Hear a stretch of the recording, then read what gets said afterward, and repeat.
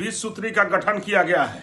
10 साल के बाद यह 20 सूत्री का गठन हुआ है और ये जनता दल यूनाइटेड के जो भगदड़ मची हुई है उन कार्यकर्ताओं को रोकने के लिए एक लॉलीपॉप। जब चुनाव माथे पर आ गया तो इनको 20 सूत्री का याद आया है।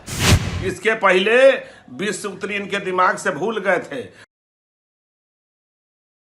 नीतीश कुमार जब 2022 में भारतीय जनता पार्टी से अलग हुए तो भारतीय जनता पार्टी ने ऐसा दर्शाने का प्रयास किया और पूरी प्लानिंग के साथ नीतीश कुमार को नज़रअंदाज करने का एक प्रयास शुरू किया। भारतीय जनता पार्टी ये दर्शाना चाहती थी कि नीतीश कुमार नहीं बल्कि उसके टारगेट पर लालू प्रसाद और राष्ट्रीय जनता दल है, कांग्रेस है। लेकिन नीतीश कुमार को नज़रअंदाज कर देना और नीतीश कुमार को भुला देना भारतीय जनता पार्टी के लिए असंभव है, क्योंकि नीतीश कुमार के बारे में भारतीय जनता पार्टी अच्छी तरह से जानती है, क्योंकि 3 दशक से भी लंबा साथ रहा है।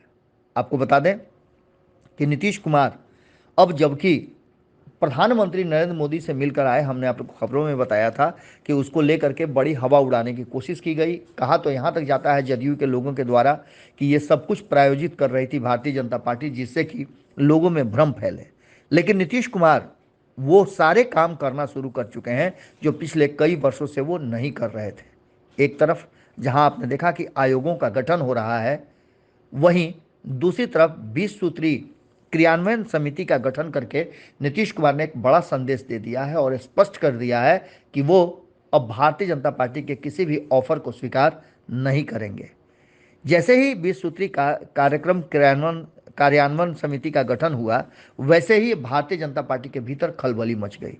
भारतीय जनता पार्टी के नींद उड़ने का सबसे बड़ा कारण था कि नीतीश कुमार उस रास्ते निकल पड़े थे जहां से वो फिर से अपने वोट बैंक को समेटने में सफल होते नजर आ रहे हैं। जातीय गणना की रिपोर्ट के बाद नीतीश कुमार को ये पता है कि किसे क्या देना है। इसको ध्यान में रखते हुए नीतीश कुमार लगातार लोगों का समायोजन कर रहे हैं जो कहीं ना कहीं वोट के रूप में ट्रांसफ़र होगा। नीतीश कुमार की ये स्ट्रेटजी भारतीय जनता पार्टी को बेचैन कर रही है।